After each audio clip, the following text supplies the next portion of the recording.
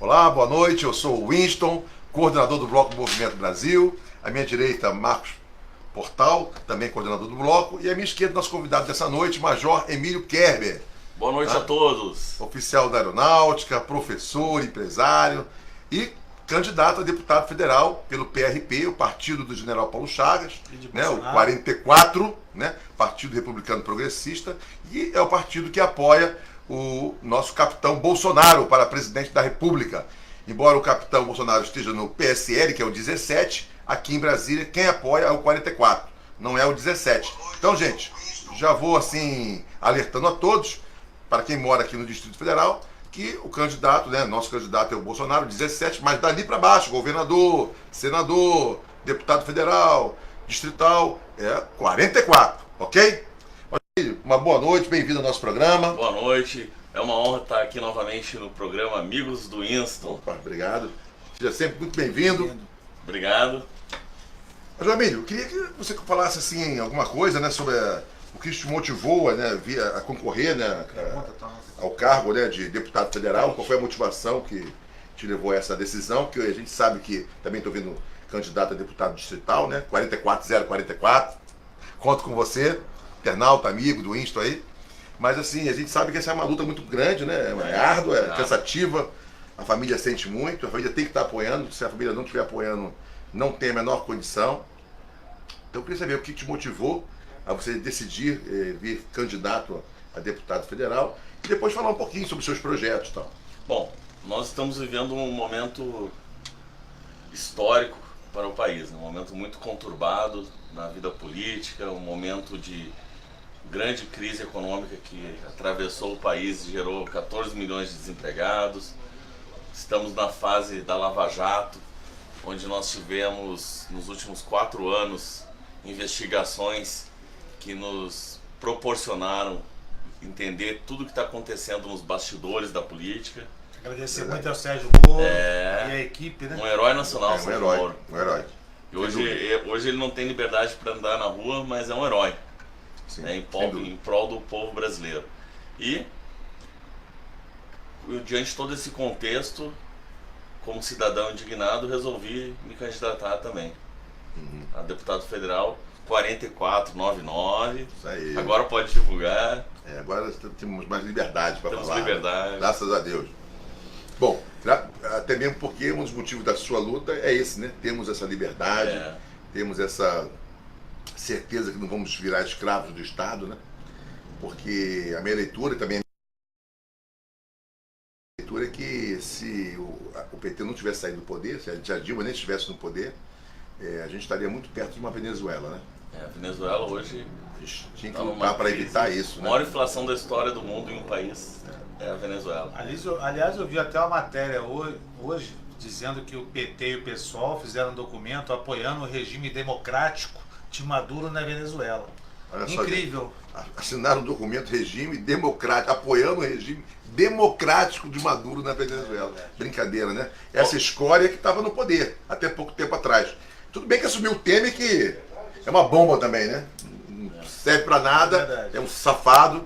Mas infelizmente são as regras da democracia que nós temos ainda, né?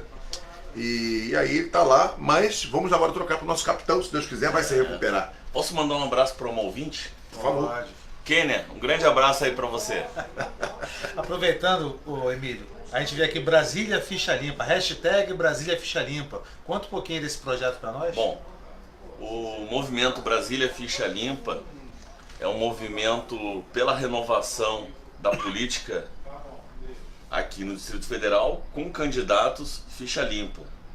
Então é um movimento que só tem dentro dele participando candidatos que não têm a ficha suja, e que preconiza a renovação política. Tem saído algumas pesquisas. Quer incentivar o pessoal a que votar, seja ficha limpa a ser votado pelo cidadão. Né? e renovar, votar em candidatos que não são políticos. Não são políticos. Excelente. Que é o nosso caso. É o nosso caso. Então vamos ficar ligados, vamos renovar, né, gente? Vamos renovar. Winston, distrital 44044. E Major Emílio 4499. Deputado federal. Isso Isso aí. Aliás, dentro do PRP, acho que só tem renovação, né? Só tem ninguém Não tem, que, são todos que foi eleito novos. anteriormente, todos Não. novos. E é importante isso que tu tá falando, Portal, porque qualquer candidato eleito no PRP vai representar a renovação e mudança. Então a gente não corre o risco dentro do PRP de eleger esses figurões, ficar trabalhando para eleger um figurão. Então o PRP hoje para o Distrito Federal ele vai proporcionar necessariamente renovação. Pô, bacana. Olha, não, eu tenho assim, cada dia, estou mais feliz por ter escolhido o PRP. A gente pesquisou bastante, estudou muito. Pelo Eu menos no desconhecia. Distrito Federal, né? Não, no Distrito Federal, que eu estou falando. Ah, então tá bom. E realmente assim é um partido que acolheu muito bem a gente, né? Então estou muito feliz de estar lá. Não tem esses figurões, como o Major Emílio comentou. Então você trabalha realmente em igualdade de condições com todos. Então todos vão ter a oportunidade de, se fizer um bom trabalho, chegar lá. Então isso é muito confortável para quem está nessa luta aí, para tentar tirar da política os maus políticos, né? Então, até pro cidadão, né? Ele começa por 44 e depois vê quem ele vai complementar. Mas tem que começar por 44. E uma coisa que eu percebo andando nas ruas é a grande aceitação das pessoas pelo fato de nós não sermos políticos. E do outro lado, eu vejo que a dificuldade, imagino a dificuldade que os políticos de carteirinha que estão tentando a reeleição estão tendo nas ruas. A rejeição, por um lado, rejeição total dos políticos e possibilidade, aceitação, não é 100%, sempre tem a rejeição. Né? Fala que vai se candidatar, sempre tem um pouquinho de rejeição. A rejeição já começa geral, com 15%. Mas de Ninguém forma tem menos de geral, 15%. a aceitação tem sido muito boa. Né? A gente fala que está se candidatando pela primeira vez, aí já começa a fluir uma conversa e aí abre um caminho para pavimentar uma rua. Para esses cargos assim, deputados federais e distritais, né? Até talvez senador também. Mas para governador, essa renovação podia estar acontecendo com o pessoal apoiando o general Paulo Chagas, nunca concorreu antes, mas as pesquisas, que a gente sabe que são todas manipuladas, né? Não estão indicando esse caminho ainda, né? Agora eu vou dar uma notícia aqui, que eu trouxe um furo de notícia. Bom, o nome do nosso candidato do partido, da deputada distrital Winston, está sendo muito comentado nas ruas aí. O pessoal está identificando muito o nome do Winston nas ruas. A gente fala bom saber isso. A gente fala que quais são os candidatos mais fortes aí do partido distrital. E o nome do Winston está sendo reconhecido, está despontando, sendo reconhecido, isso é bacana. E assim como o seu, né? Das enquetes, pesquisas, está sempre bem pontuado. Mas é fruto do trabalho. Eu sei que o Winston também está nas ruas direto, todos os dias. A gente também está nas ruas todos os dias. Cansa, né, Winston? Bem cansativo. Mas é gratificante também. A luta é grande, né? Realmente cansativa. Mas é a missão, né? Nós juramos ali a pátria, né? Quando nós entramos, eu entrei na Marinha e você entrou na Força Aérea, e aquele juramento à pátria não foi em vão. E agora já na reserva, no meu caso, eu não podia ver meu país aí sendo destruído por esses comunistas aí safados, né? Corruptos. Comunista e corrupto é meio pleonasmo, né? É meio pleonasmo. E é só em relação a esse juramento, vou fazer um parênteses aqui. Em relação ao juramento, é importante que todo mundo saiba que os militares, quando eles incorporam-se às Forças Armadas, eles juram defender o país com o sacrifício da própria vida. Exato. Isso aí é diferencial. Aí eu até falo muito na rua, quando eu tô na rua, né? As pessoas, eu tô sempre com a camisa do Bolsonaro, né? Aí a pessoa fala, cuidado aí pra não levar uma facada. Aí eu uso a expressão do Bolsonaro, né? O soldado que vai à guerra e tem medo de morrer é um covarde. Então a gente está aqui para lutar pelo país, para lutar para renovar mesmo esse Congresso Nacional, essa Câmara Legislativa, para eleger o general Paulo Chagas como governador do Distrito Federal, para eleger Bolsonaro como presidente do Brasil.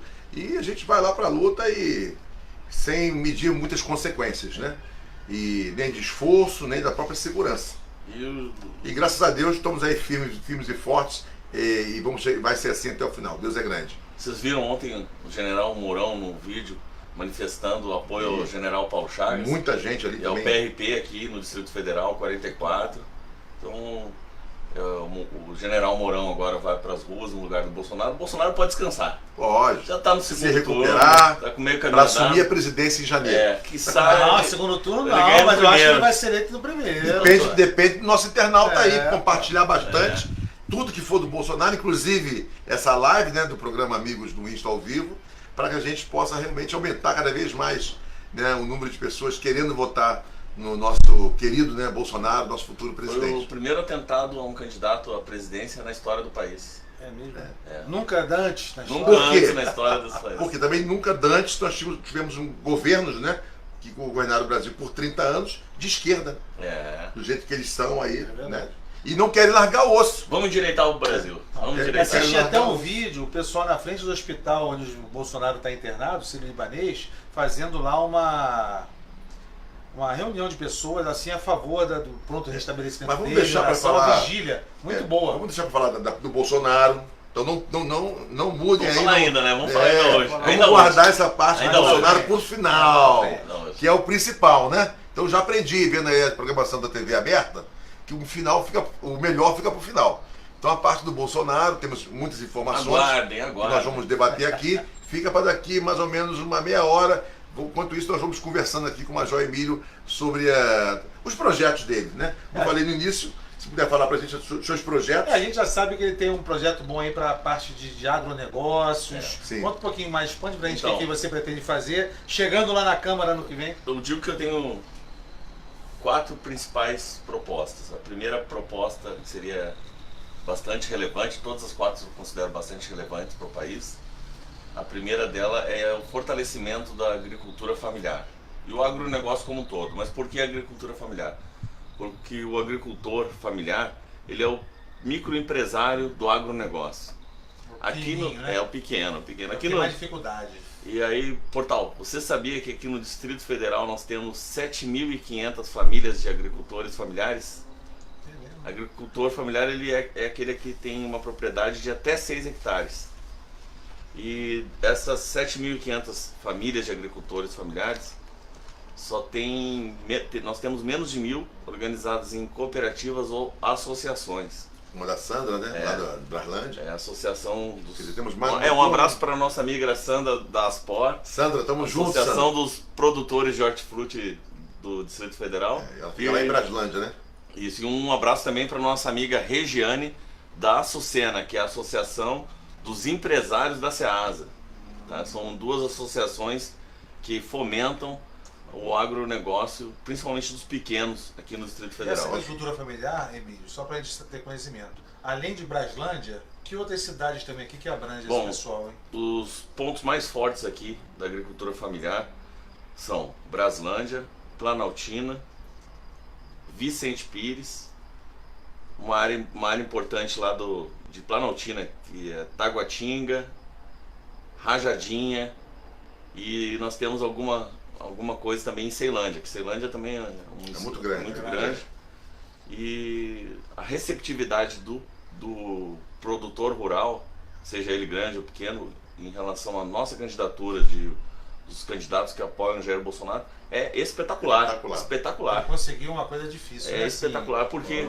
Mas eu descobri, são duas causas, dois motivos.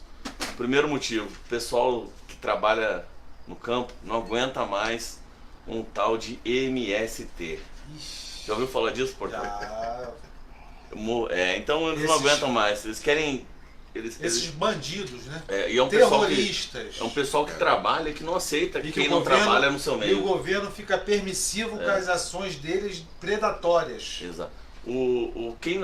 Quem faz corpo mole no campo não consegue sobreviver. É como no meio militar. Quem faz corpo mole vai para o escanteio. Não tem carreira. Acaba a carreira. Então, no meio do produtor rural, ele tem que acordar cedo. Domingo é um dos principais dias aí para o pessoal fazer colheita e preparar o que vai levar para Ceasa. 4 horas da manhã, o pessoal acorda 4 horas da manhã. Para botar comida na mesa do cidadão que mora na cidade. Então a cadeia logística aí é extensa. É grande. E é um trabalho. E muitas vezes não é reconhecida, né? Não é reconhecido. O governo não reconhece. E o preço... Financiamento, juros exorbitantes, material mecanismo, né? De O agronegócio. A perda é muito grande do material que vem pra gente. muito perecível. É muito perecível e a Estrutura. maior dificuldade deles, eles têm duas grandes dificuldades. Uma é escoar a produção, Logística, né? porque o pequeno muitas vezes não consegue colocar o seu produto no mercado por um preço justo. Então, se ele não está associado a associações ou cooperativas, ele vai praticar uma agricultura de subsistência. Ele vai plantar só para comer, não vai conseguir gerar grande Comercializar. E renda. a tua proposta para beneficiar esse pessoal, qual seria?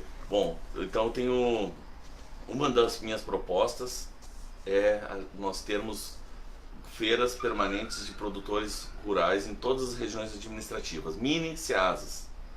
Outra questão, nós temos que nos preocupar, Tipo a de Ceilândia que nós fomos. tipo a feira do produtor Pô, de Ceilândia. espetacular. É, Espetacular. Já tem algumas cidades, tem. Vicente Pires tem. mas eles Mas têm falta um dificuldade. estímulo Por isso que a maior, gente um vê aqui no incentivo, Distrito Federal, nas rodovias aqui, uma grande quantidade de barraquinhas de alimentos, Pra de vender próximo É. ao Poli, né? porque o pessoal tem que ir para a rua vender, o pessoal quer trabalhar, então o governo tem que organizar essa bagunça e dar condições para que o homem do campo, Fomentar, né? Estimular. para que o homem do campo se mantenha no campo em condições de produzir, gerar riqueza, gerar emprego, produzir mais, gerar mais riqueza, mais emprego, um ciclo virtuoso e não um ciclo vicioso que nós estamos vivenciando hoje, que o pessoal está retraindo o mercado, não só na área agrícola, mas na área das empresas também. Está todo mundo fechando as portas.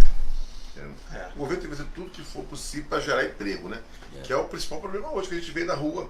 Em Brasília falam que tem 305 mil desempregados. O governo fala que tem 305 mil desempregados. Mas sabemos que esse número chega a 500 mil pessoas E que estão buscando emprego e não conseguem emprego. E um detalhe também, uma dificuldade do pessoal da agricultura, o pequeno produtor, é a dificuldade de acesso a crédito.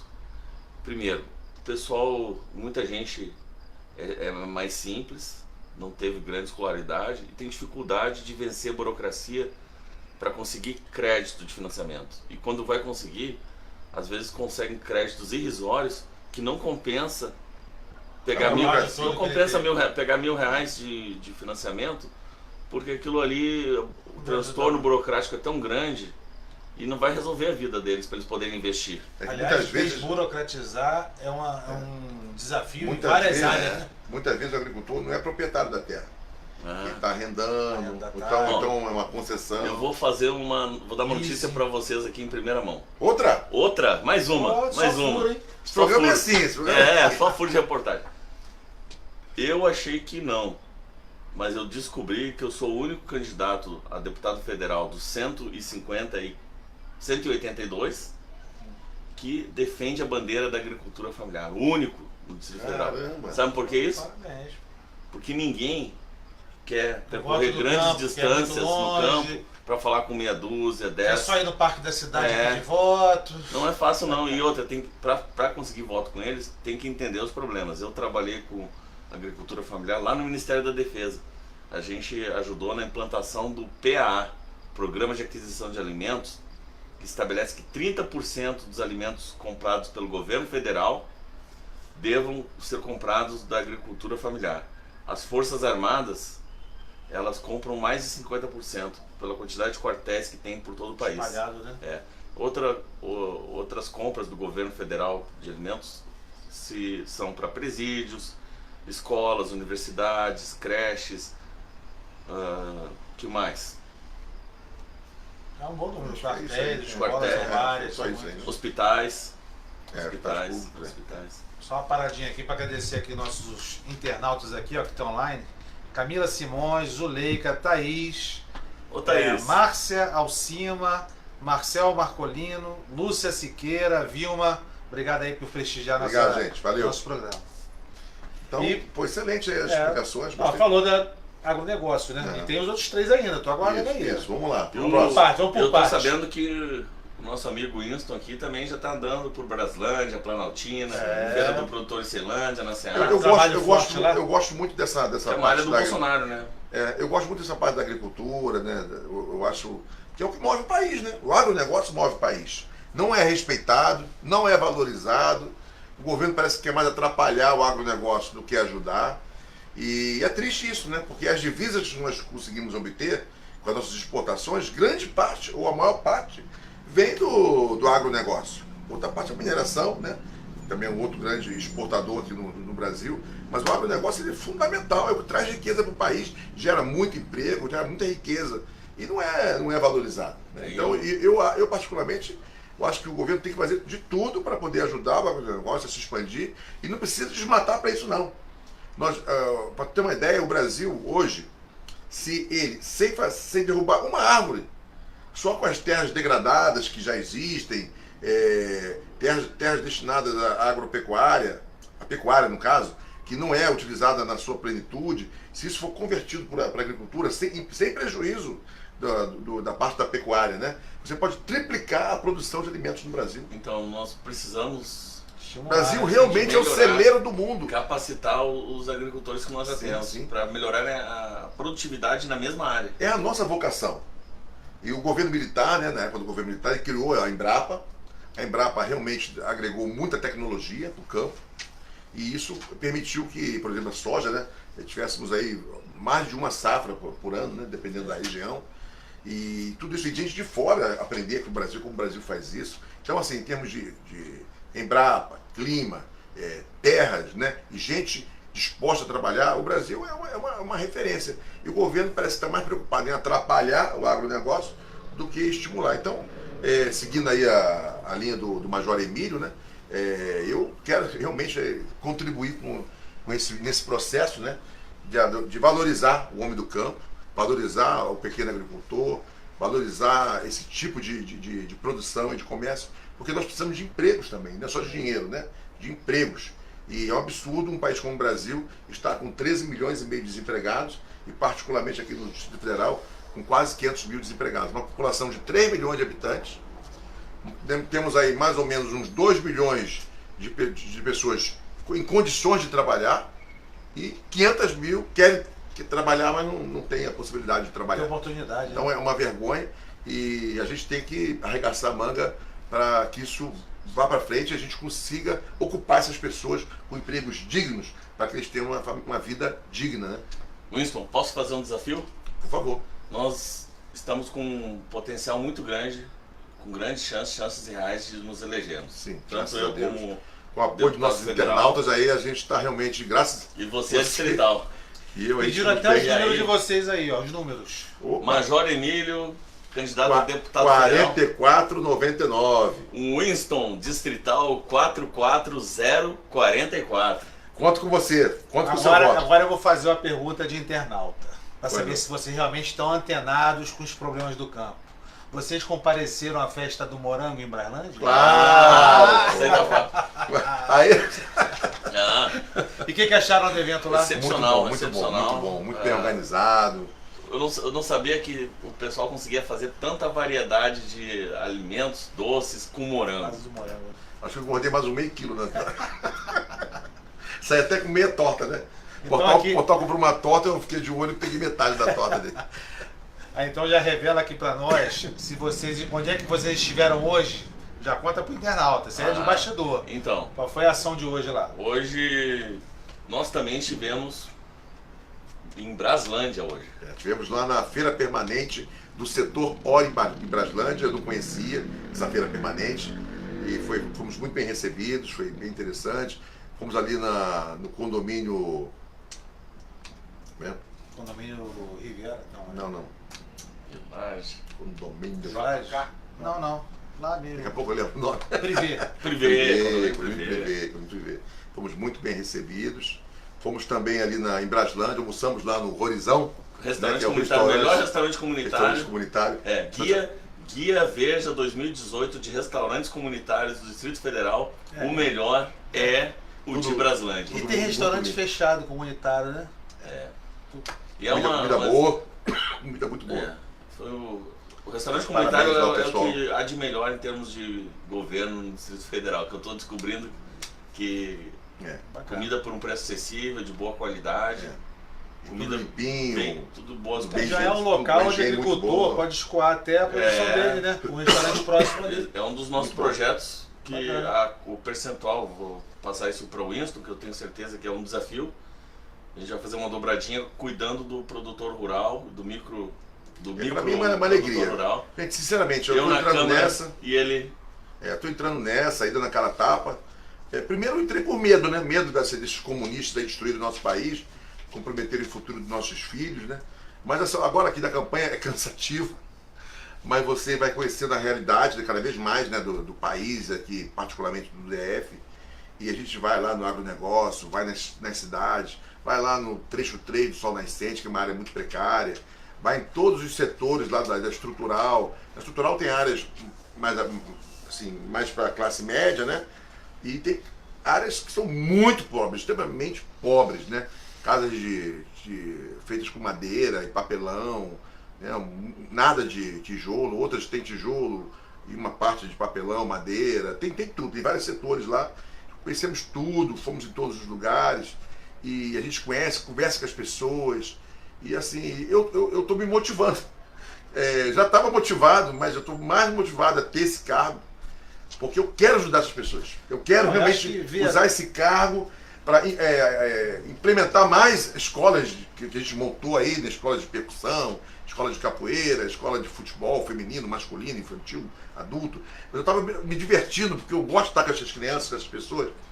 E cada vez eu quero mais estar trabalhando com isso, né? E eu acho que o cargo de deputado distrital vai me permitir eu ampliar esse trabalho, estar mais próximo e ajudar realmente. Eu não quero ganhar nada, meu dinheiro ali vai ser todo realmente convertido, salário e demais dinheiro lá que tem naquele gabinete lá, vai ser tudo para a gente poder fazer um trabalho bem feito, poder ajudar as pessoas aqui do Distrito Federal e poder fiscalizar, né? Fiscalizar, é importante. Porque os deputados se venderam para o governador, né? Não todos, mas a grande maioria.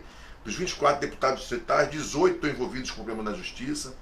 Você não vê um deputado indo num hospital, verificar por que os médicos que deveriam estar lá não estão, né? Por que não tem remédio. Eu não vejo os deputados fazerem isso. Eu não vejo deputados na escola pública ver por que estão dando creme crack com refresco para a criança. Muitas dessas crianças, né, quando a escola é na área carente, é a única refeição do dia. Teve uma criança que até desmaiou em sala de aula. Recentemente, alguns meses atrás, porque estava com fome, né?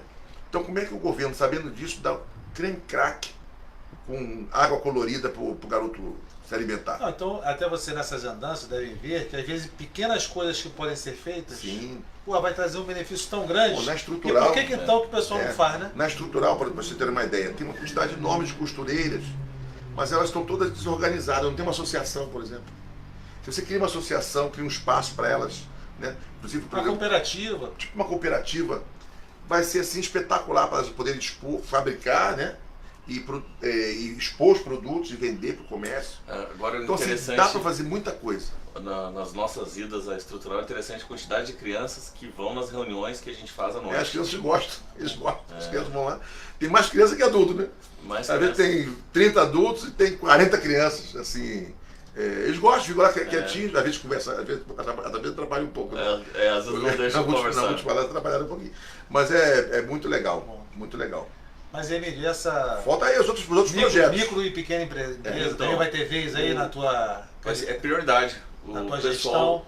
As micro e pequenas empresas do país representam mais de 50... Gestão não, teu mandato, desculpa. As micro e pequenas empresas representam mais de 50% dos empregos formais.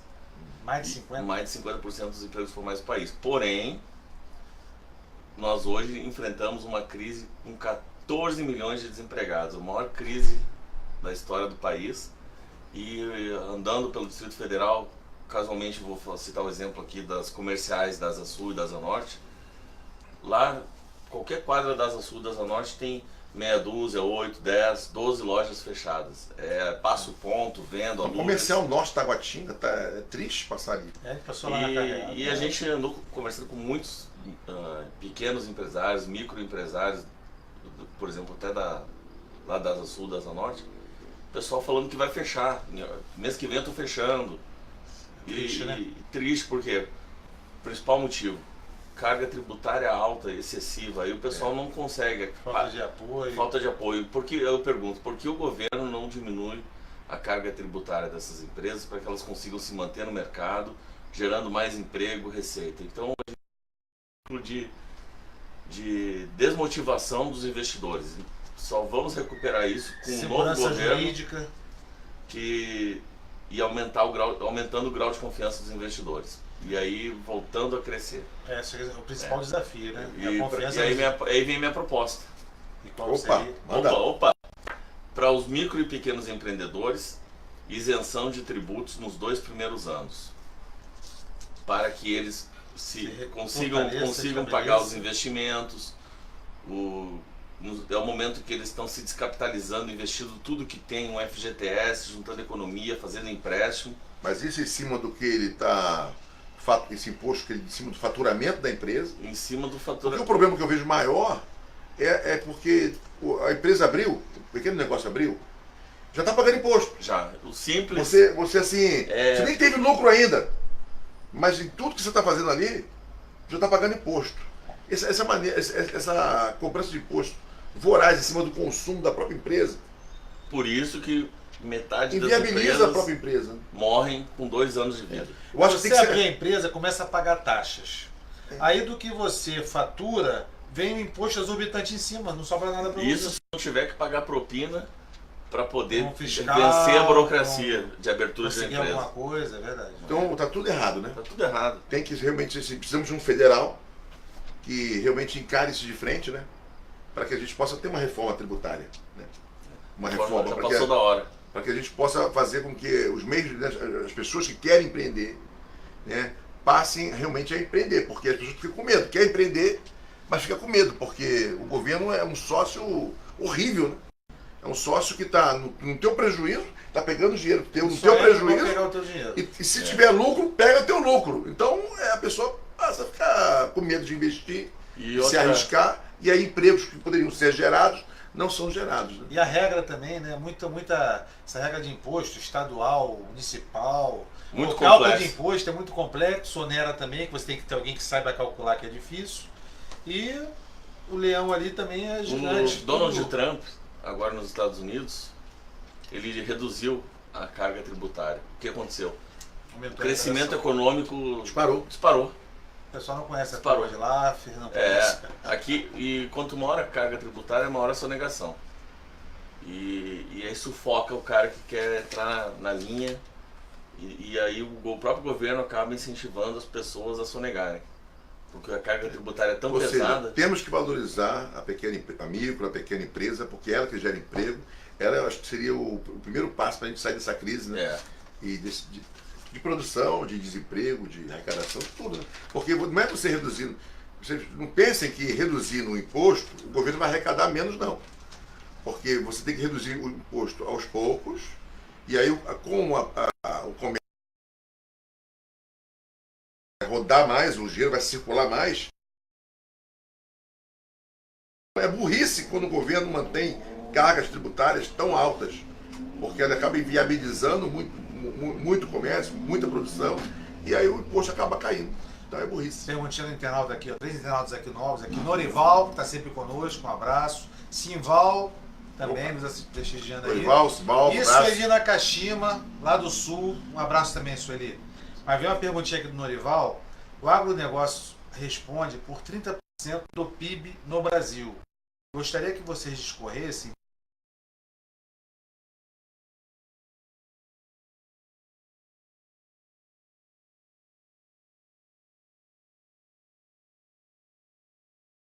O país, o custo. Para você, Norival. Bom, então vamos lá. O maior problema do país hoje para ele.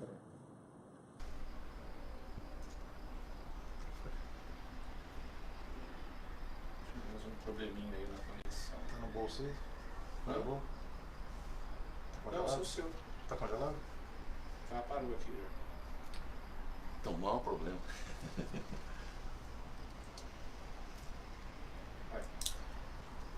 Bom, Norival, respondendo a pergunta, o maior problema do Brasil, para ele ficar mais competitivo no mundo, chama-se custo Brasil. O que é o custo Brasil? É o custo logístico para a gente conseguir escoar a produção por um preço competitivo no mundo. A nossa produção toda, a grande maioria é escoada por rodovias. Rodovias que estão esburacadas, sucateadas, que o índio está cobrando pedágio para você passar, que destroem os caminhões. Coisa melhorzinha, tá na mão de empresários que e aí cobram os olhos da cara. O diesel está lá em cima, o combustível está lá em cima e os caminhoneiros fazem greve e são atendidos da boca para fora e na hora de botar em prática não são atendidos. O nosso custo logístico é muito alto. Então, para isso, o país teria que ter melhores condições de escoar a produção para os portos por um custo menor. Hidrovias, ferrovia. O país parou no tempo em relação à ferrovia. Aí começa. Agrediu, né? Tudo está interligado. Então, quando a gente começa a falar da agricultura, daqui a pouco a gente está falando logística, transporte, economia, daqui a pouco mistura tudo, mas tudo está interligado. Então, um problema do país é a logística, que deveria ser mais focada para transportes mais baratos. E os portos também, né, deveriam ser mais bem equipados. Mais ágeis para escoar, para receber. Os portos também e aí também tem a questão de, outra vez, reforma tributária. Imposto de importação, exportação, que deveriam mais favorável para quem ser mais favoráveis. Quem produz, né? A gente paga quem produz aqui paga ou seja, tem que tirar aquelas pessoas que estão no governo, né, são colocadas pelos chefes do executivo para favorecer partidos políticos, né, que estão ali só para roubar, que não conhecem nada da atividade, né, que eles exercem, despreparados, e essas pessoas elas acabam atrapalhando todo o nosso processo de desenvolvimento. Né? Não são profissionais, não são técnicos, não conhecem o assunto, estão lá por indicação. Por isso, a meritocracia não funciona e acarreta esses problemas que a gente... Mas o Bolsonaro vem aí. Isso. O Winston Lima e o Major Emílio também. A nossa solução. Major o Bolsonaro está se recuperando. Winston. Mas vamos falar dele daqui a pouquinho. Qual é o próximo item que você, dos seus projetos? Bom, em relação aos portadores... Tem a educação fundamental, tem o ensino fundamental. Sim, a minha preocupação é a valorização do ensino fundamental, mesmo sendo professor universitário. Eu acredito que a base da pirâmide está no ensino fundamental. Então, não adianta nós negligenciarmos na formação básica e querermos resolver tudo isso lá no nível universitário, no nível técnico profissional. Então, a prioridade tem que ser o ensino fundamental para a formação do cidadão. Até para dar oportunidade para eles, né? Sem ideologia de gênero. Com educação moral e cívica e o SPB. Campo nacional toda semana. Saber fazer conta, saber escrever, saber interpretar um texto. Escola sem partido. Saber que a gente só pode votar no deputado federal do seu estado, porque uma pergunta, algo que eu aprendi em OSPB há tantos e tantos anos atrás. Tem tanto tempo você? Que a gente só pode votar no deputado federal do nosso estado. Aí hoje, quando a gente fala que é deputado federal, o amigo que mora longe pergunta: como é que faço para votar em você? Não, meu amigo, você só pode votar nos candidatos a deputado federal do seu estado. Então, são coisas que... As pessoas não têm mais informação de civismo, de nada, né? Então é muito triste o que fizeram com o Brasil, né? Agora, vamos recuperar isso. Contamos com vocês, vamos recuperar. Mas, assim, também tem um projeto importante para os autistas, para a família em relação que tem autistas, né? Aos portadores de necessidades especiais, eu tive experiência e contato com autistas. Então, para os portadores de necessidades especiais, a minha prioridade são os autistas. No país, nós temos 2 milhões de autistas, 1% da população. E no Distrito Federal, nós temos aproximadamente aqui 60 mil autistas. E os autistas, eles são desamparados de legislação que atenda às suas necessidades, porque o autista, ele requer atenção 24 horas por dia e ele limita alguém da família ao mercado de trabalho, porque vai precisar da atenção. 2%, né? Da população. Então, 60 mil? Não, aqui no Distrito Federal são 60 mil. Então, somos 3 milhões de habitantes aqui no Distrito Federal. Aqui 2% é muita gente. E para tem cada vários 50 níveis. Pessoas, tem vários níveis do espectro de autismo. Eu conheci um rapaz recentemente lá semana passada, numa reunião lá em Padre Bernardo. Ele tinha um nível de autismo, mas muito brando, mas tinha. Ele veio falar comigo, perguntou, né, do nosso interesse com, assim, cuidado das pessoas que têm deficiências, né, algum tipo de deficiência física ou mental, né, e E realmente ele passou para mim ali assim, a tristeza dele, da discriminação. As pessoas, quando percebem que a pessoa tem um problema, discriminam, né? É um grupo que precisa de assistência.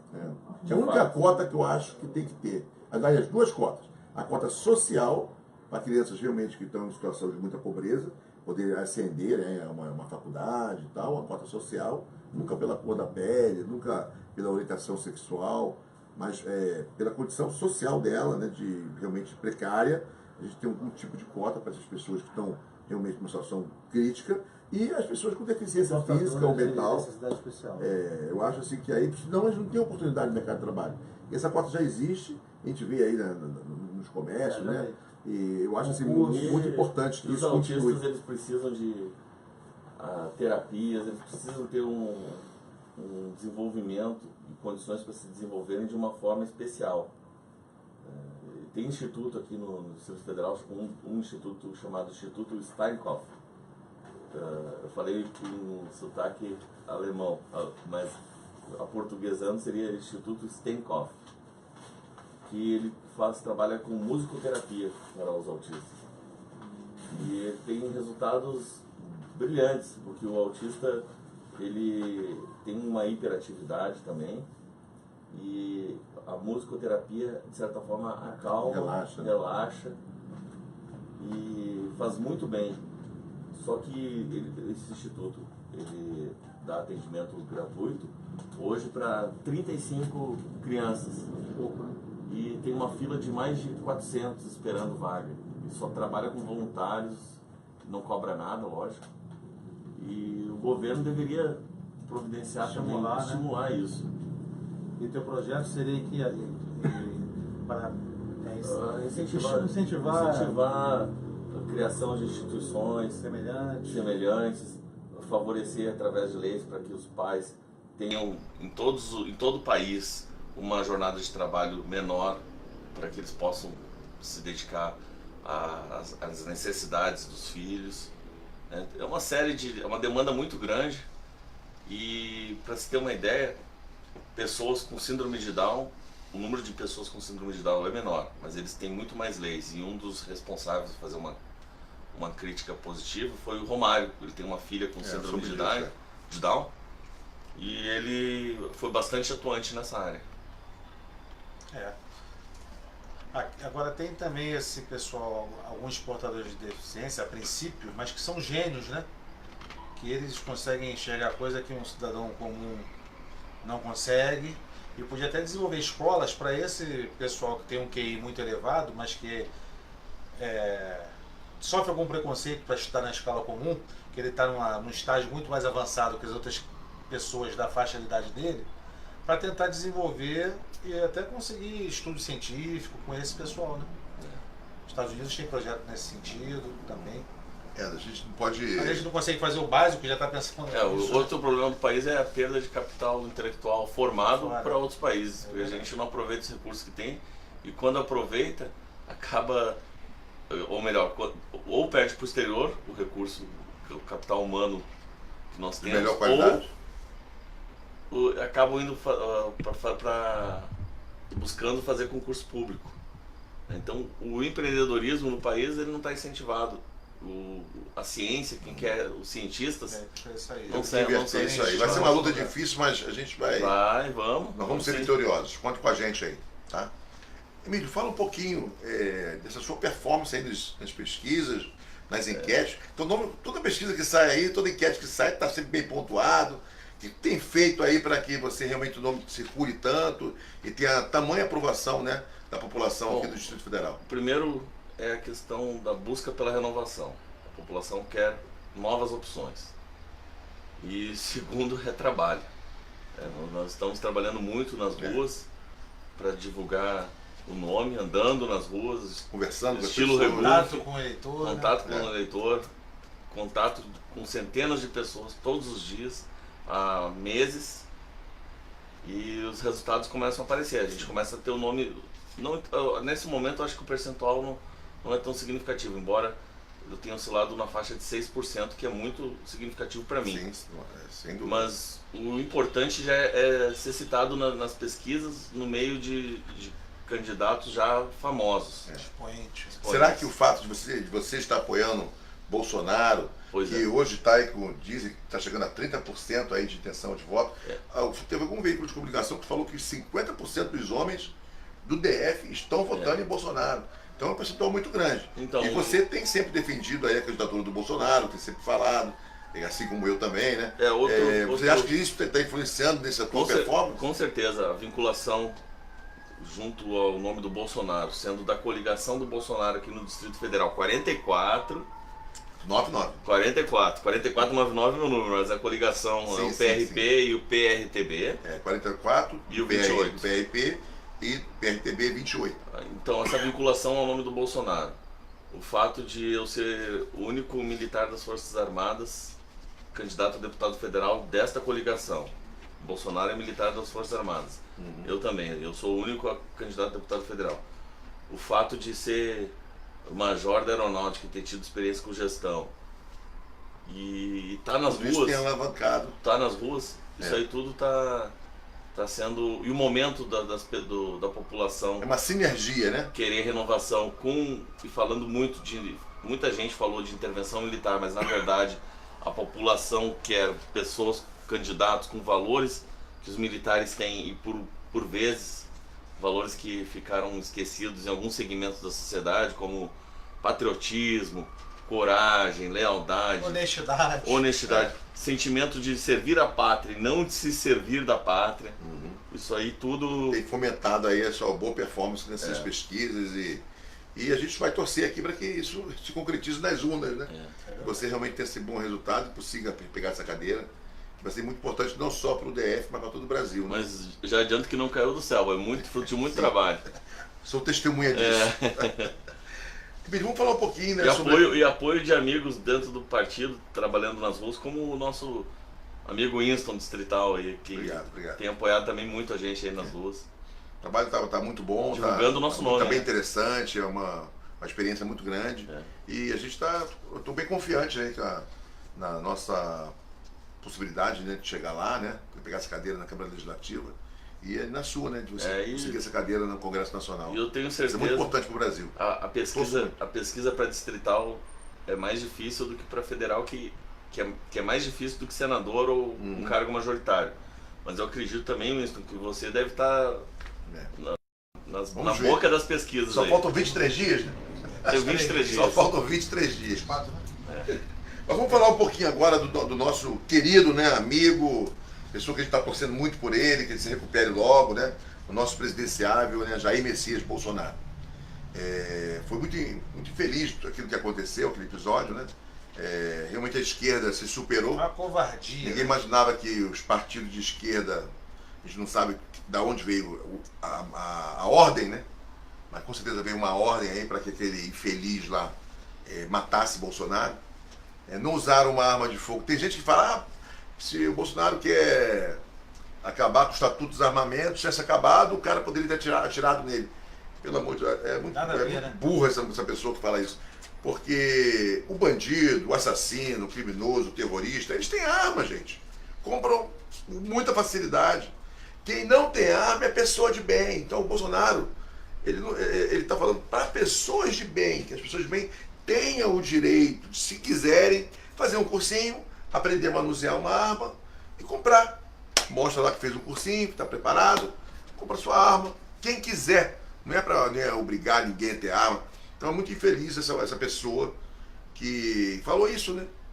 E eu vou te dizer para vocês agora aqui por que não foi usado um revólver ali. Primeiro, que você puxar um revólver no meio de uma multidão, todo mundo vai ver e eu pular em cima dele. Ele não vai conseguir puxar o revólver e atirar.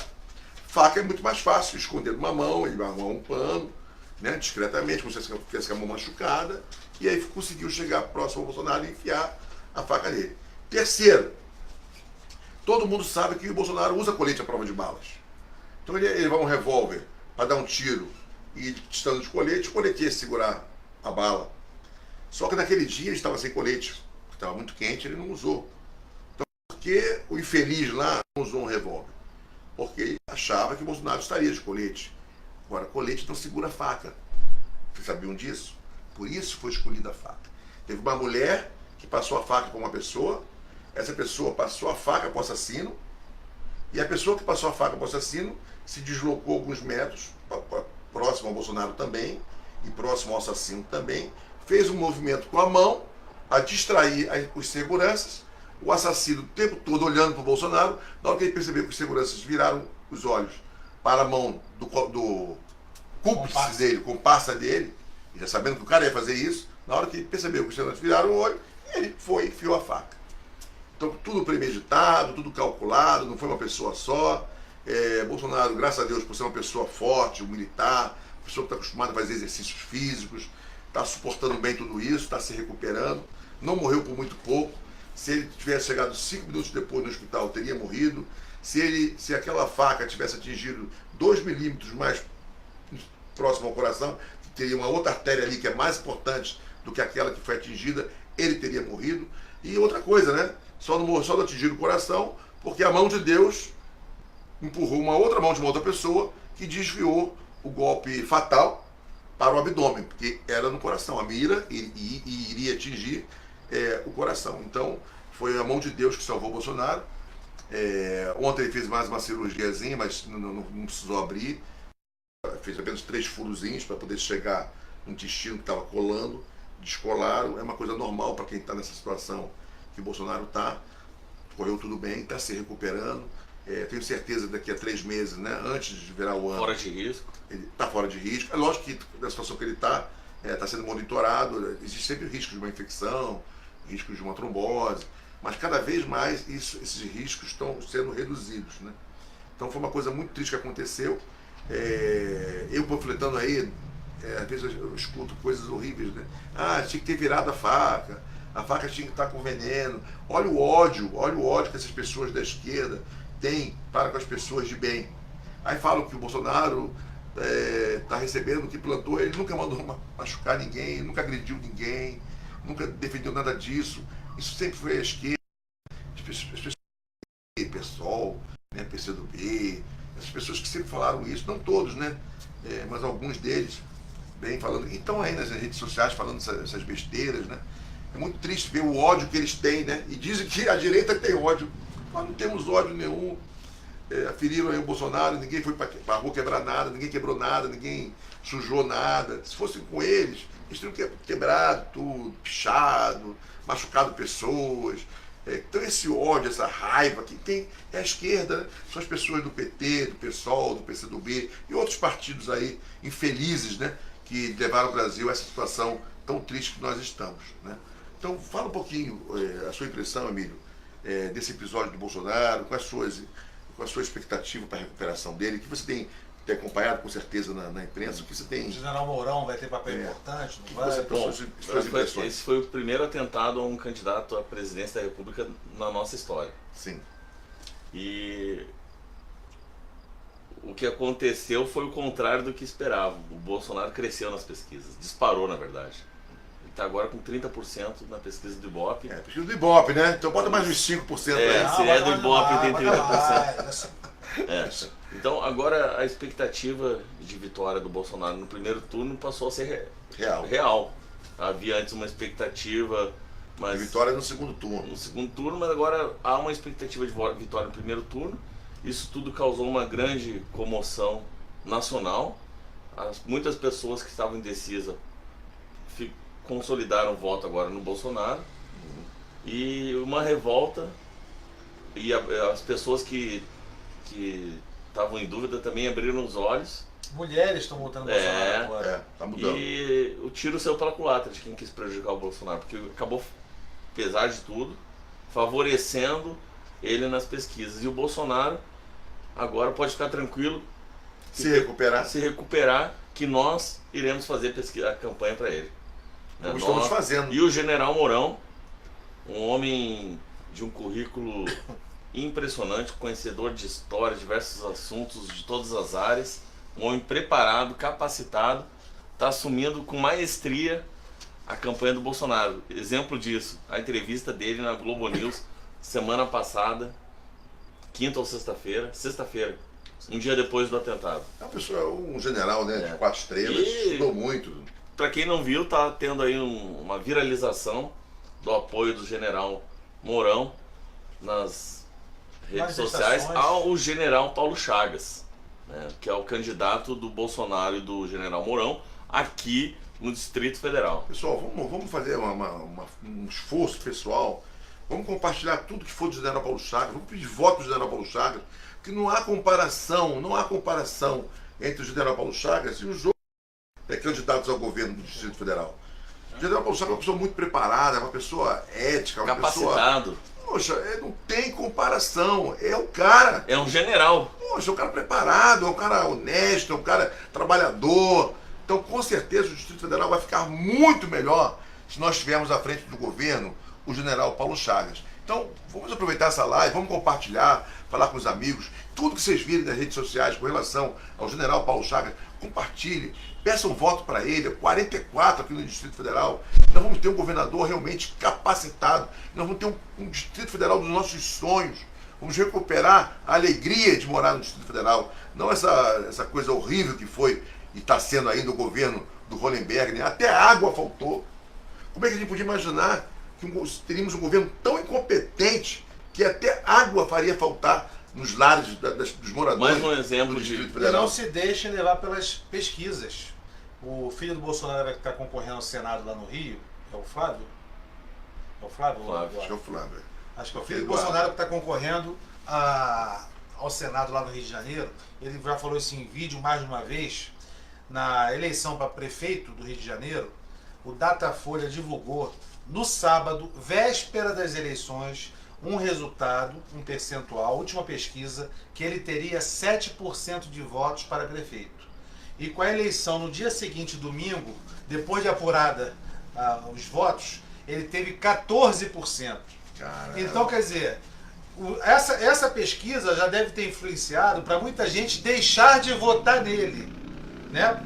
Para ser o voto útil. Não, já que ele não vai ganhar, vou votar em outro com chance de ganhar, ou para ele passar o segundo, passar o primeiro lugar. Então, com toda a perda que essa pesquisa certamente causou na campanha dele, pô, ele teve o dobro do que o Datafolha falou. Então, não acreditem em pesquisas. São todas manipuladas. Você vai ver o general Paulo Chagas lá embaixo, com 3%, 4%, 5%, pode ter certeza que é mais do que isso. Tá Até mais de porque, 10. se Bolsonaro aqui no DF tem mais de 30% de votos e o Bolsonaro apoia Paulo Chagas, como é que ele só tem 3% dos votos?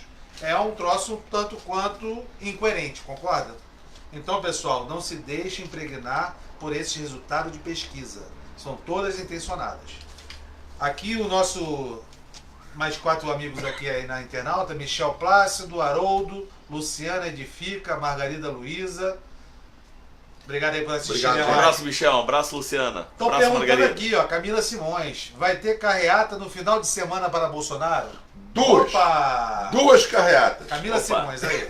Vai ter uma no sábado, ela vai sair lá no Recanto das Emas, na Avenida Recanto das Emas, em frente ao estacionamento do supermercado Tatico, tá? Fica na quadra 106 do Recanto das Emas, tá ok? Então vai sair de lá às 9 horas da manhã, Concentração, mas concentração 8h30. É importante chegar às 8h30 para podermos organizar a carreata e na hora que o caminhão, o trio, for sair, a gente poder fazer uma fila, né? De uma maneira ordeira, tranquila, para não ter confusão, tá bom? E Então, onde vai ser o percurso dessa carreata? vai sair lá, como eu falei, do Tatico, né? Quadra 106 do Recanto das Emas, da Avenida Recanto das Emas. E de lá a gente vai seguir até o Riacho Fundo 2. Vamos transitar na parte do comércio do Riacho Fundo 2. E em seguida vamos para o Gama, tá? Passar em toda a parte central do Gama. Então vamos atender a demanda dessas 3 cidades: Recanto das Emas, Riacho Fundo 2 e Gama. Isso no sábado, hein? 8h30, concentração, 9 horas sai a carreata. E no domingo, No domingo. teremos uma outra carreata espetacular. Tu tá sabendo que são 3 Tô trios? sabendo, tô sabendo. Vão ser 3 trios. O pessoal de Planaltina está empolgado lá. Previsão são mais de 200 carros. E da mesma forma que a carreata do sábado, também a consideração vai ser a partir das 8 horas da manhã, 8h30. Vamos concentrando para a gente poder partir às 9 horas da manhã. Está garantida a presença do general Paulo Chagas no domingo. No sábado ele ainda estou para confirmar. Mas, gente, vamos lá, independente. E a Vamos levar o carreata nome é do pró-Bolsonaro, né? Pró-Bolsonaro, E pró-general Paulo Com Chagas. dois candidatos do partido a deputado que estarão em cima do trio lá em Planaltina. Isso, Planaltina. O nosso amigo... No domingo seremos nós dois lá. Deputado distrital Chamaram, Winston. Chamaram a gente. 044. Chamaram e não podemos recusar, porque eles lisonjearam. Pessoal lá. Vai ser bacana, hein? Vai ser bacana. E agradecer aos nossos amigos lá de Planaltina, o senhor Miller, o senhor Valdir, o nosso amigo Wilson, Messias, todos esses aí que nos convidaram para subirmos ao trio. Eu, Major Miller e o Winston. Na carreata de sábado, está prevista a presença lá em cima no carro de som já confirmada, né? Talvez alguém não possa ir, mas a gente vai levar o nome lá. Será a minha presença, né, do Winston, candidato Winston, distrital. 44044. A presença distrital, da Bia Kiss, 4417. A presença do Adalberto Imbrosio, que é também candidato federal. 4444. O Emílio ainda está vendo a agenda dele, vai tentar ir. Se não for, a gente vai estar lá levando o nome dele, 4499. E Carlos Arouque, que eu acho que é 4447. Então, e fora o general Paulo Chaves, que está para confirmar, e o presidente do partido, que está vindo como vice-governador, Adalberto Monteiro. Excelentes nomes do partido, mas não se esqueçam, apostem no Major Emílio, renove, vote 4499. Então, gente, uma boa noite a todos, está acabando o nosso programa. Desculpa, não é boa noite não. Suas considerações finais, Major Emílio. Mais uma vez, Winston, agradeço aí pelo convite, pela oportunidade de estar aqui com você, com o nosso amigo Portal. Obrigado aí pela presença, mais uma vez. E tô vendo que cada vez mais o programa está crescendo, assim como a sua candidatura, que eu já tenho visto nas ruas aí, que o seu nome já está bastante conhecido. Circulando bem, graças a Deus. E conto com vocês, hein? E a expectativa de vitória é muito grande, né? A gente deve fazer 2 distritais. Não vamos contar, né? Não vamos contar assim como certo. Não, mas depende do seu voto ainda. Mas tá indo muito bem, né? Tá indo muito bem. E agora a ajuda dos nossos internautas, né? Compartilhando essa live, falando aí da candidatura do Major Emílio, falando da candidatura do Winston para distrital. Isso vai ser muito importante. Por favor, mano. Só isso, só agradecer, só tenho a agradecer. Obrigado aí mais uma vez. Obrigado. Portal, considerações finais. Só agradecer aqui a presença do Major Emílio, 4499, né? E agradecer aqui a Keila Perim, dizendo que vai estar na carreata do domingo. Opa. É Kênia Perim. Kênia Perim. Obrigado, Kênia. E só um esclarecimento rápido para o internauta aqui, mais uma vez, a gente não canso de dizer. Quem é Bolsonaro 17 no Distrito Federal tem que ser 44. O 17 do DF não apoia Bolsonaro. Por isso, você vai votar 44 e no último lá, que é o presidente, você vote 17. Mas não esqueça do PRP 44, candidatos todos aqui do DF que estão com Bolsonaro. Tá? 44. Presidente, só o presidente que é 17. O restante todo, 44. 44. Tá? Contamos com o seu voto. Obrigado, uma boa noite. E até o nosso próximo programa. Tchau. Tchau, valeu.